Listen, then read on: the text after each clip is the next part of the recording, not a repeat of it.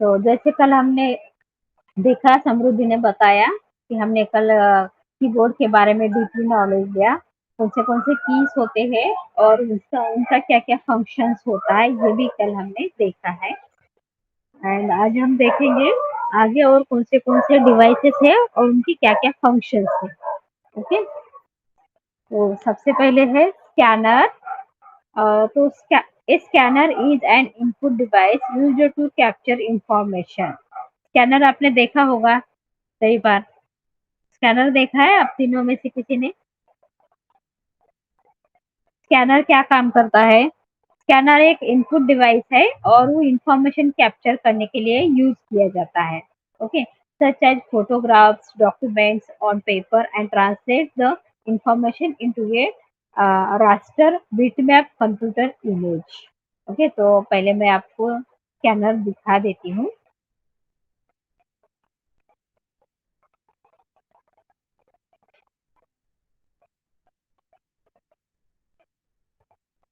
तो देखो, ये होता है स्कैनर। बहुत बार आपने देखा होगा कंप्यूटर के, कभी कभी अभी नए प्रिंटर्स में उसको अटैच ही आता है प्रिंटर के साथ ही।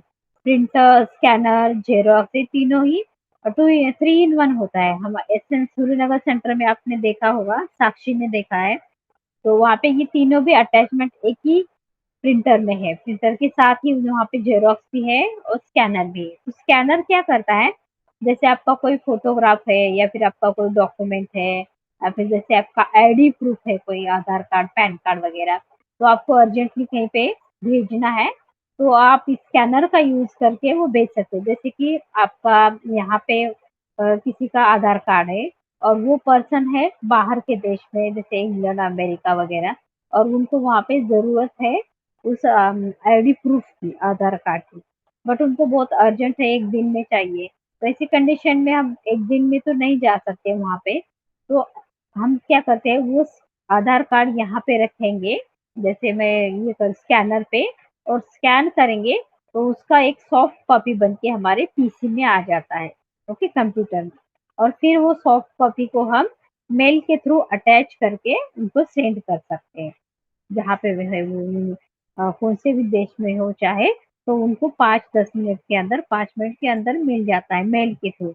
और वहां से वो फिर कलर प्रिंट निकालेंगे, तो उनको आधार कार्ड जैसे ओरिजिनल होता है वैसे ही उनको वहां से मिल सकता है। तो इस तरह से ये स्कैनर का यूज होता है। हमारे मोबाइल में भी बहुत बार स्कैनर का यूज करते हैं, हम स्कैन करते हैं ना डॉक्यूमेंट्स, फोटोज वगैरह, तो अभी मोबाइल में भी वो आ चुका है। बट इसकी क्वालिटी जो है बहुत अच्छी होती है, जो स्कैनर प्रिंटर के साथ अटैच होता है ना, तो उसकी क्वालिटी बहुत अच्छी होती है। इस तरह से हम हमारा फोटो भी स्कैन करके अंदर किसी डॉक्यूमेंट को अटैच कर सकते हैं, या फिर किसी एडमिशन फॉर्म को लगाना है आपको, सॉफ्ट कॉपी आपने फिल किया है। अभी तो हम डायरेक्टली कॉलेज में जाके एडमिशन नहीं लेते, ऑनलाइन ही सब कुछ हो रहा है, ऑनलाइन एडमिशन हो रहे हैं, ऑनलाइन जॉब हो रहा है, तो हम लोग को सब प्रोवाइड करना पड़ता है जॉब के यहाँ पे या फिर एडमिशन के यहाँ पे, हमारा रेज्यूमे या फिर हमारे फोटोज वगैरह या फिर हमारे डॉक्यूमेंट्स। तो इस तरह से आप स्कैन करके वो सब उसका सॉफ्ट कॉपी बना के आप मेल के थ्रू किसी को भी भेज सकते हो। ठीक है, उसमें आप फोटोग्राफ भी स्कैन कर सकते हो, डॉक्यूमेंट्स भी कर सकते हो, और कोई पेपर है तो वो भी कर सकते हो। देन नेक्स्ट है अभी आउटपुट डिवाइस। तो इतनी देर हमने इनपुट डिवाइसेस देखे, कौन से देखे इनपुट डिवाइसेस, क्या क्या नाम है उनके, समृद्धि? इनपुट डिवाइस देखे कीबोर्ड, हमने। माउस, यस, एंड अभी जो गया वो भी इनपुट डिवाइस है, स्कैनर। प्रिंटर। स्कैनर भी, हाँ, प्रिंटर नहीं है। कीबोर्ड, माउस एंड स्कैनर, ये 3 इनपुट डिवाइसेस है, और भी बहुत सारे होते हैं, मैं दिखाऊंगी आगे, जैसे कि जॉयस्टिक होता है और बहुत सारे होते हैं, तो उसका मैं नाम बताऊंगी आगे।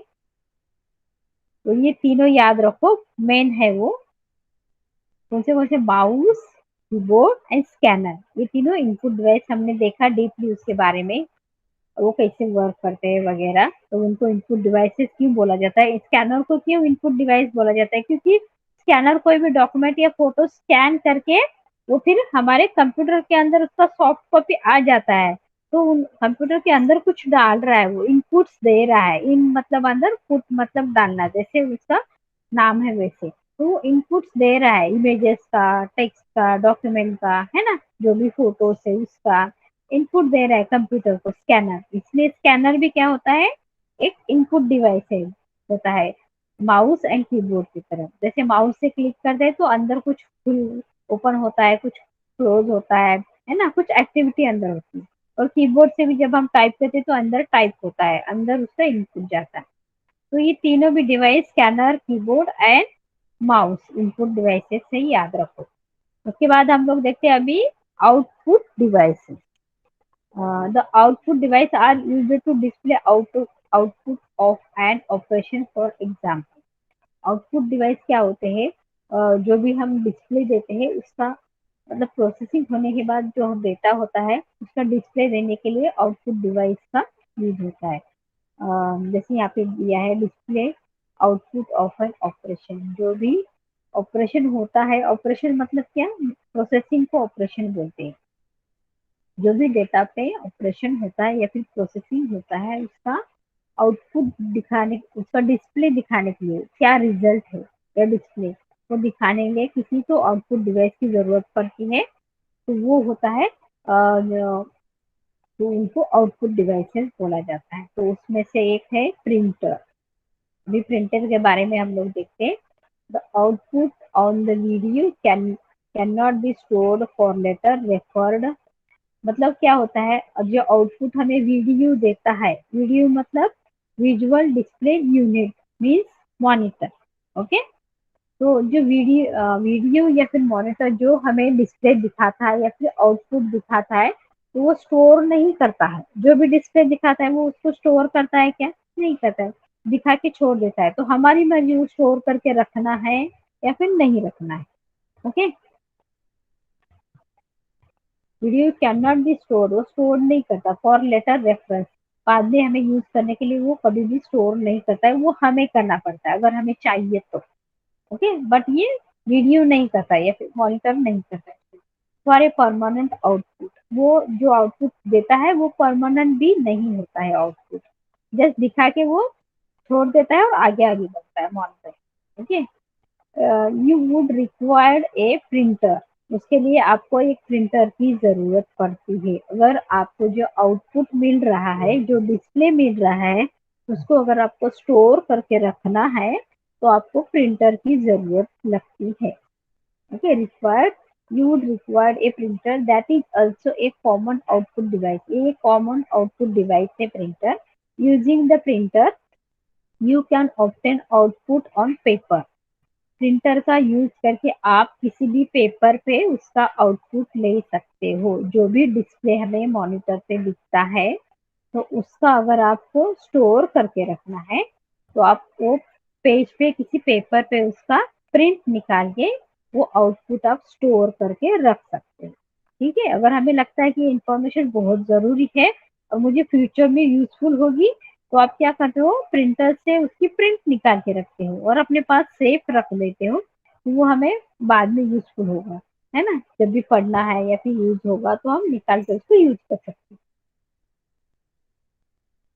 Printer are capable of printing at very high speed. Printer बहुत हाई स्पीड से काम करते हैं प्रिंट निकालने के लिए। The printers commonly used with the PC are the dot matrix printer, the inkjet printer and the laser printer। तो printer के कुछ टाइप्स यहाँ पे दिए हैं, जिसमें से है डॉट मैट्रिक्स प्रिंटर, इंकजेट होता है, लेजर प्रिंटर होता है। ये सब उसके टाइप्स है प्रिंटर के। ओके, उसके बाद है आउटपुट डिवाइस, सेकेंड वाला है। पहले हमने देखा अभी प्रिंटर, और उसके बाद होता है मॉनिटर, जिसको हम बोलते हैं VDU, visual display unit. Okay, तो उसका फुल फॉर्म हमेशा याद रखो मॉनिटर का। वीडियो शॉर्ट फॉर्म है और विजुअल डिस्प्ले यूनिट मतलब मॉनिटर ही होता है। Now that you are familiar with some input devices of the computer। अब तक हमने input devices देखे हैं, उससे नजदीक से देखा है, तो हमको बहुत ज्यादा उनके बारे में इंफॉर्मेशन मिल गई है, अभी फैमिलियर हो गई है उसके साथ। Let us take a closer look at an output device. अभी हम आउटपुट डिवाइस के बारे में देख रहे हैं। Data that has been processed needs to be display to the user. जो भी डेटा प्रोसेस्ड होता है उसको दिखने के लिए हमें एक आउटपुट डिवाइस की जरूरत होती है। जो भी डेटा प्रोसेस्ड होता है तो उसको दिखाने के लिए कोई तो आउटपुट डिवाइस होना चाहिए, नहीं तो हम जो इनपुट दिया प्रोसेसिंग हुआ तो वो कहाँ जाएगा डेटा, हमें कैसे रिजल्ट दिखेगा, है ना। जैसे हम एग्जाम में क्या करते हैं, टीचर पढ़ाती है, हम वो याद रखते हैं, है ना। मतलब वो इनपुट हम लोग ले रहे हैं, जो भी टीचर सामने पढ़ा रही है या फिर अब मैं पढ़ा रही हूँ तो आप लोग ये सुन रहे हो, है ना। तो ये मैं आपके दिमाग को मैं इनपुट दे रही हूँ, आपकी मेमोरी को इनपुट दे रही हूँ। उसके बाद जब एग्जाम होगा तब आप क्या करोगे, उसको प्रोसेसिंग करोगे। मतलब जो जो मैंने या फिर टीचर ने आपके कॉलेज या स्कूल के टीचर ने पढ़ाया है वो याद करोगे, है ना। क्या पढ़ाया था, इसका आंसर क्या होगा, ये क्वेश्चन हाँ मैम ने एक्सप्लेन किया था, उसका आंसर क्या था। आप दिमाग में सोचोगे और याद करोगे, है ना। तो ये होता है प्रोसेसिंग। और फिर याद करके वो आप पेपर पे लिखते हो, है ना। उसके बाद आपके पेपर क्वेश्चन पेपर्स जाते हैं चेकिंग के लिए, और चेकिंग के बाद होता है वो उसका रिजल्ट आता है। मतलब वो होगा आउटपुट, है ना। तो वो आपको आउटपुट मिलता है और वही रिजल्ट भी होता है। तो उससे पता चलता है कि आपने कितना ध्यान में रखा और कितना लिखा, प्रोसेसिंग कितना किया, और उसका आउटपुट में पता चलेगा कि आपने कितना मेहनत किया है याद रखने के लिए या फिर प्रोसेसिंग करने के लिए, है ना। या आपने कितने दिमाग में रखा और याद करके लिखा, उसका रिजल्ट से पता चलता है। ठीक है, समझा। इनपुट प्रोसेस आउटपुट ये कैसे होता है, यस मैम। एक प्रिंसिपल है ये। या अफसाना।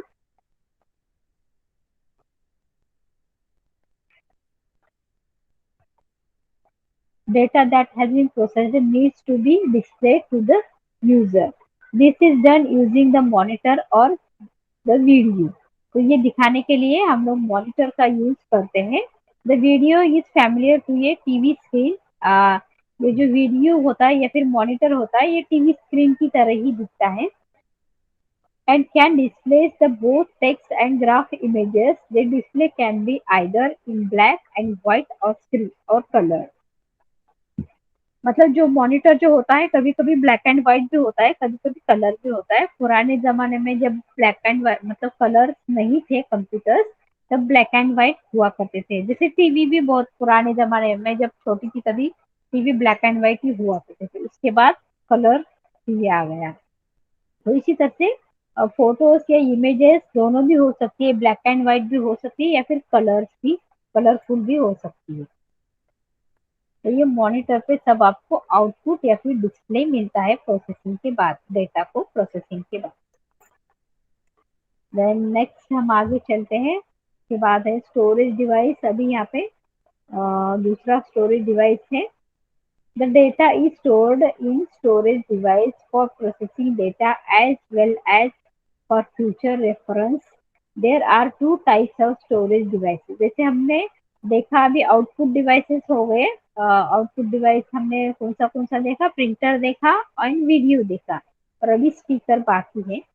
तो उसके पहले यहाँ पे स्टोरेज डिवाइस बताए गए। स्टोर हम कोई भी डेटा स्टोर करते हैं, कोई भी फाइल हम जब गूगल से कुछ सर्च करते हैं तो इंफॉर्मेशन वो हमें चाहिए होती है, तो हम क्या करते हैं कंट्रोल एस करके वो फाइल स्टोर करके सेव करके रखते हैं, ताकि हमारे फ्यूचर यूज के लिए जब हमें जरूरत लगती है आगे तो उस टाइम हमें उसकी जरूरत लगती है, तो इसके लिए हम वो स्टोर करके रखते हैं। जो भी हमें अच्छी फाइल या फिर अच्छी इंफॉर्मेशन मिलती है तो हम उसको सेव करके रखते हैं। There are two types of storage device. Storage में भी दो टाइप्स होते हैं। ओके, स्टोरेज डिवाइस जैसे अभी स्टोरेज डिवाइस कौन से होते हैं, एक होता है प्राइमरी स्टोरेज डिवाइस। ओके, और दूसरा होता है परमानेंट। प्राइमरी मतलब क्या होता है, टेम्पररी स्टोरेज। प्राइमरी मतलब टेम्पररी, थोड़ी देर के लिए स्टोर करता है, बहुत लॉन्ग टर्म के नहीं होता है, थोड़ी देर के लिए। प्राइमरी, उसको प्राइमरी बोलते हैं। ओके, प्राइमरी बोलो या फिर टेम्पररी बोलो, दोनों भी चलेगा। A primary storage device is an storage device or components that can store non-volatile data in computers. तो ये क्या करता है, प्राइमरी डिवाइस क्या करता है, ये स्टोरेज डिवाइस और कंपोनेंट दैट कैन स्टोर, जैसे मैंने अभी बताया था, ये जो डेटा है प्राइमरी स्टोरेज डिवाइस का लॉन्ग टर्म के लिए नहीं होता है, मतलब थोड़ी देर के लिए होता है, टेम्पररी होता है, तो उसको नॉन वॉलेटाइल बोलते हैं. Data in computer servers and other computing device.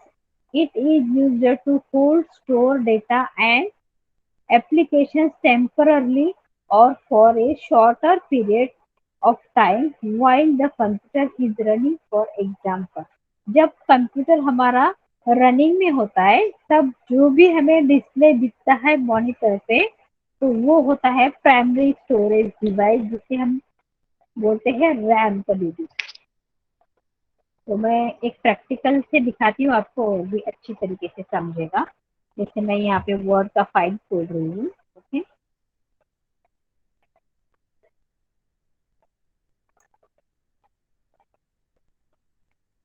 और यहाँ पे मैं कुछ डेटा लेती हूँ.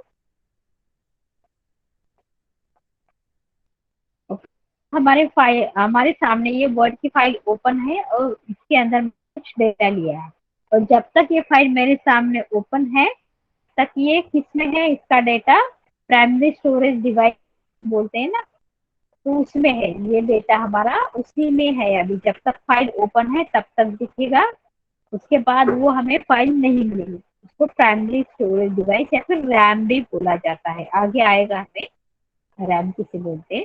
तो अभी ये हमारा फाइल कहाँ पे है, प्राइमरी स्टोरेज डिवाइस पे या फिर रैम में है. और जैसे ही मैं इसको नाम देके सेव करूंगी, वैसे ही ये हमारा परमानेंट स्टोरेज में जाता है. ये सिर्फ रैम में है, क्योंकि जब तक फाइल ओपन है तब तक हमें ये दिखेगा, फाइल दिखेगी, और जैसे ही मैं यहाँ से क्लोज करूंगी इसको, उसके बाद ये फाइल मुझे कभी नहीं दिखेगी, क्योंकि ये टेम्पररी स्टोरेज है, नॉन वॉलेटाइल. ओके, जो कि टेम्पररी होता है. और जैसे मैं यहाँ पे डोर सेव करूंगी, अभी ये फाइल चाहिए, अभी ये भी नहीं मिलेगी. ओके, तो ये होता है प्राइमरी स्टोरेज. उसके बाद आगे है, देखो डिवाइस में मैंने अभी बताया था आपको रैंडम एक्सेस मेमोरी, जिसको रैम बोलते हैं. और स्टोरेज डिवाइस में टाइप्स होते हैं, एक प्राइमरी स्टोरेज और सेकेंडरी स्टोरेज में क्या होता है, डेटा परमानेंट सेव होता है, और प्राइमरी स्टोरेज में थोड़ी देर temporary. RAM is a volatile storage. Okay, random access memory is a form of computer data storage. A random access memory, जैसे मिनट कोई आ गया.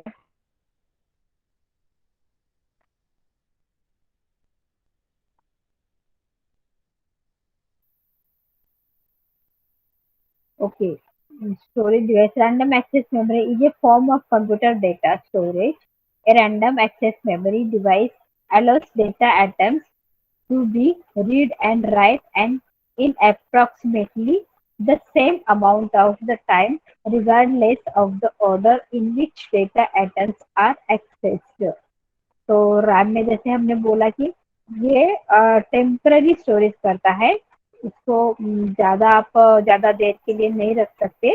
उसमें रीड कर सकते हैं, उसमें राइट भी कर सकते हैं, बट वो डेटा रैम में होता है, तो टेम्पररी स्टोरेज होता है वो. अभी हमने जो वर्ड में फाइल देखा था वही था वो, अप्रोक्सीमेटली द सेम अमाउंट, मतलब वो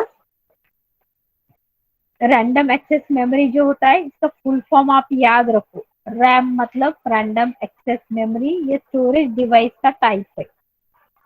तो ये क्वेश्चन भी आता है. जो जो क्वेश्चन आया है एग्जाम में, मैं आपको ये करूंगी, मार्क करके बताऊंगी कि ये आया है, तो आप एक नोट कर सकते हो किसी नोटबुक में.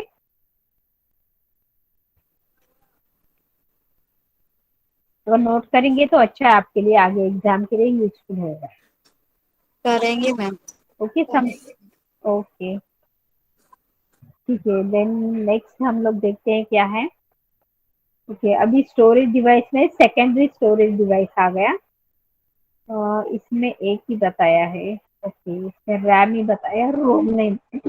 एक रोम भी होता है, इसमें नहीं बताया है। तो रोम में एक रैम की तरह ही टेम्पररी ही स्टोरेज करता है, बट उसमें ना आप कुछ लिख नहीं पाओगे, ओनली रीड करोगे, मतलब उसको पढ़ पाओगे, उसमें कुछ भी राइट नहीं कर पाओगे। तो वो रोम होता है। रैम एंड रोम ये दो होते हैं टेम्पररी स्टोरेज। अभी सेकेंडरी स्टोरेज में देखते हैं। A secondary storage device refers to any volatile storage device that is internal or external to the computer. It can be in, okay, external भी हो सकता है, इंटरनल भी हो सकता है। ये स्टोरेज डिवाइस जो होता है सेकेंडरी परमानेंट स्टोरेज करता है। ओके, जब तक उस फाइल को, जैसे मैंने अभी बताया था, किसी फाइल को अगर हम नाम देते हैं, नाम देके सेव करते हैं, तो वो जाता है सेकेंडरी स्टोरेज डिवाइस में, इसमें जाता है। ओके, और जब तक वो फाइल कोई हम या फिर कोई और डिलीट नहीं करता, तब तक वो फाइल डिलीट नहीं हो सकता। ओके, क्योंकि वो परमानेंट स्टोर हो चुका है हमारे हार्ड डिस्क में। ओके, और जो भी फाइल हम नाम देके सेव करते हैं ना, वो सब फाइल हार्ड डिस्क में जाके सेव होती है। सभी फाइल्स हार्ड डिस्क में होती है। मैं दिखाऊंगी आगे कहाँ पे सेव होती है, कैसे होती है, प्रैक्टिकल करके।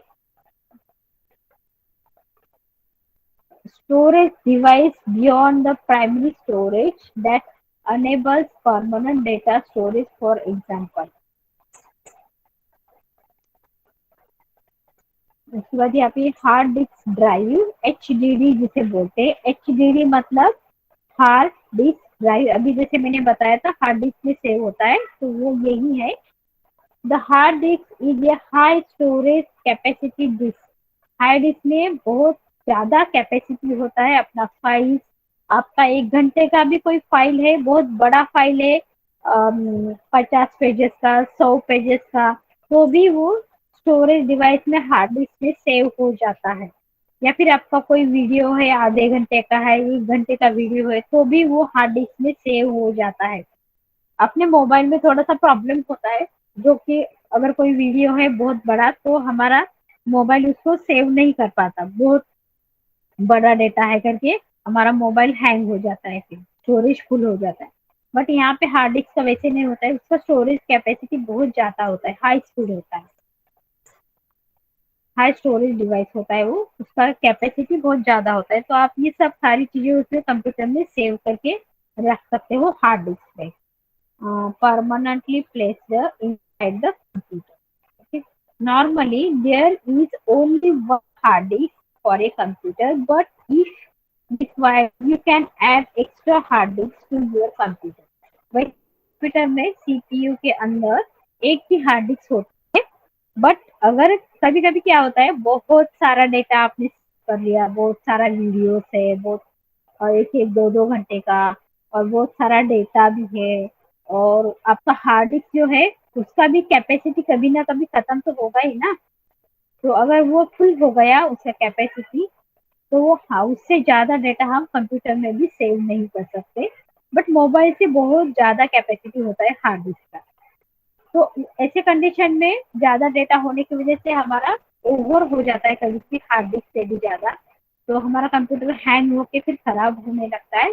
तो इसके लिए आप क्या कर सकते हो, और वो डेटा आपका बहुत सब इम्पोर्टेंट है, आप डिलीट नहीं करना चाहते हैं, और बहुत सारी फोटोज है, बचपन से फोटोज हम लोग सेव करते हैं क्योंकि अपने कंप्यूटर में, है ना, बहुत सारी फोटोज। तो ऐसे कंडीशन में क्या कर सकते हैं आप, एक एक्सटर्नल हार्ड डिस्क मिलता है जो आप बाहर से अटैच कर सकते हो सीपीयू को, और कुछ डेटा हमारे कंप्यूटर का उस हार्ड डिस्क में आप ट्रांसफर कर सकते हो, है ना।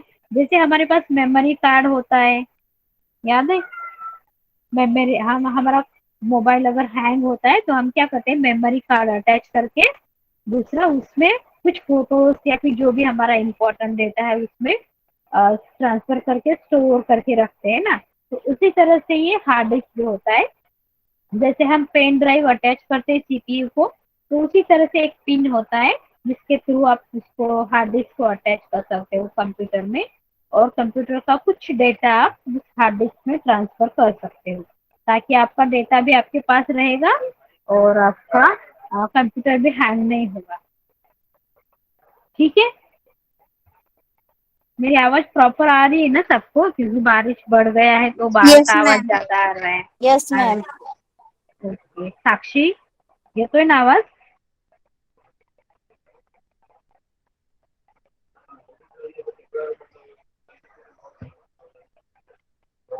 ओके, समझा ये यस हार्ड डिस्क मैम। का? Okay, thank you. Hard disk आप एक्स्ट्रा भी हार्ड डिस्क लाके कंप्यूटर में अटैच करके उसमें डेटा आप स्टोर करके ट्रांसफर करके रख सकते हो।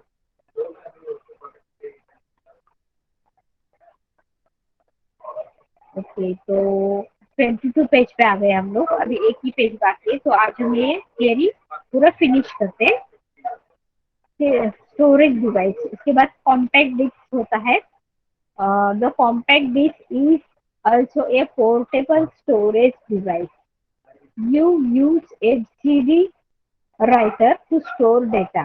CD पता होगा आपको, गोल सा होता है जिसमें हम मूवीज या फिर कोई सॉन्ग स्टोर करके रख सकते हैं, या फिर अपनी शादी का वीडियो भी वीडियो शूटिंग करते हैं तो उस वो भी सीडीज में हम स्टोर करके रखते हैं ना। तो उसी तरह से कॉम्पैक्ट भी होता है, उसमें आप कुछ डेटा स्टोर करके रख सकते हैं। CD writers to store data on the compact disk. The data can be using a CD drive. CD drive में आप डेटा रख सकते हैं। Another component of the system unit is the internal storage, the motherboard. Internal storage होता है motherboard, और ये motherboard सबसे इम्पोर्टेंट पार्ट होता है इसमें सीपीयू के अंदर। और अगर मदरबोर्ड खराब हो गया तो आपको सबसे ज्यादा खर्च आता है कंप्यूटर ठीक करने के लिए। मदरबोर्ड के ऊपर ही सब कुछ सॉकेट्स वगैरह छोटे बड़े डिवाइसेस होते हैं, वो सब मदरबोर्ड के ऊपर ही लगे होते हैं। जैसे कि रैम रैम हुआ, सीमोस बैटरी हुआ, या फिर माइक्रो प्रोसेसर हुआ, ये सारी चीजें मदरबोर्ड पे ही अटैच होती है, कनेक्ट होती है।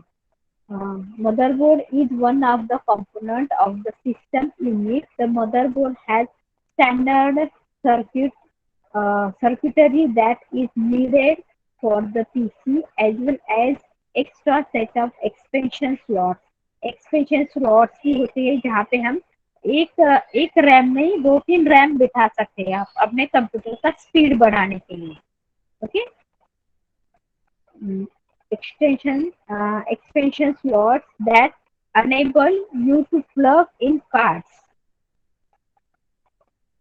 such as modem card, sound card to the computer system. The input and output device attached to the system unit are also known as the peripheral devices. तो इसका मैं फोटो आपको दिखाती हूँ थोड़ी देर के बाद। तो ये सब डिवाइसेस अभी मैंने साउंड कार्ड, जैसे हमने वीडियो कार्ड, ये सब मदरबोर्ड पे ही लगे होते हैं। एक्सपेंशन कार्ड, यहाँ पे लिखा है मॉडेम भी होता है, modem card, sound card, video card और रैम, तो ये सब होते हैं मदरबोर्ड के ऊपर ही सब लगे होते हैं। ओके, हो गया हमारा थियरी। अभी मैं आपको कुछ दिखाती हूँ, जैसे अभी हमने देखा ना थियरी में। हम्म,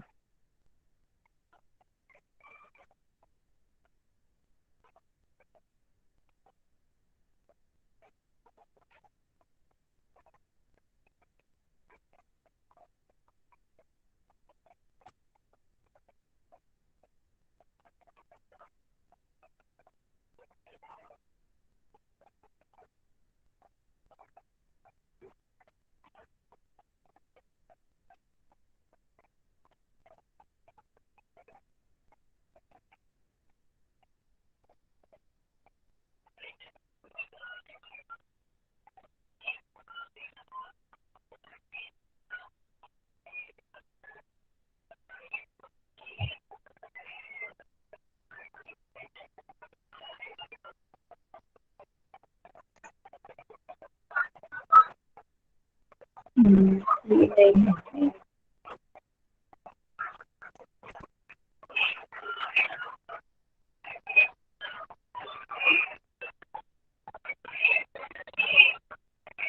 हाँ वो फाइल फाइल में हमारा पुराना केवी है वो, तो उसमें बताया गया है, पिक्चर के थ्रू दिखाया गया है कि कैसे मदरबोर्ड कैसे होता है।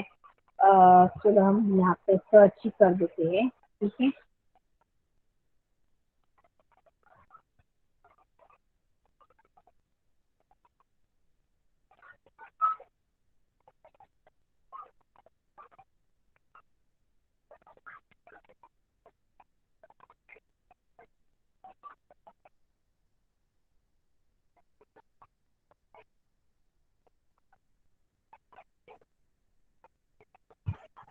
Motherboard of computer image.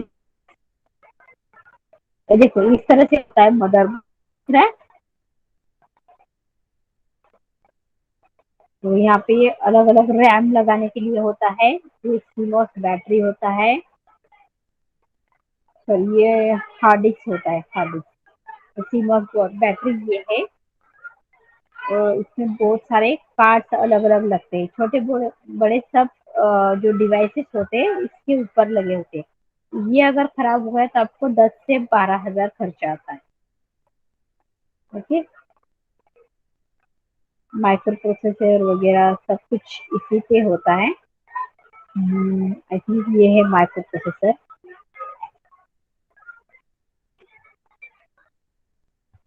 Okay, किसी को डाउट है थियरी में कुछ पूछना है, किसी को कुछ